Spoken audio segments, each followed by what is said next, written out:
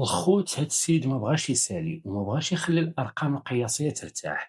كريستيانو رونالدو كيعاود يكتب التاريخ من جديد في كاس العالم، في الماتش المثير ديال الدور 32 اللي قلبت فيه البرتغال النتيجه وربحت كرواتيا. الدون حقق ارقام خياليه. اولا رونالدو ولا اول لاعب في التاريخ كيشارك في الادوار الاقصائيه ديال المونديال وهو في السن 41 عام او اكثر.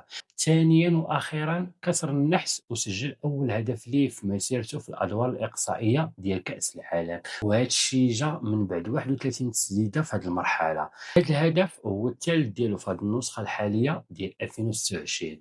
الماتش كان اسطوري بامتياز، حيت لاول مره كنشوفوا ثلاثه ديال اللعابه في 20 ماتش في المونديال مجموعين في تيران واحد، اللي هما رونالدو، مودريتش، بيريزيتش. حتى بيريزيتش في هذا الماتش ولا الهداف التاريخي ديال كرواتيا في المونديال ب7 ديال الأهداف.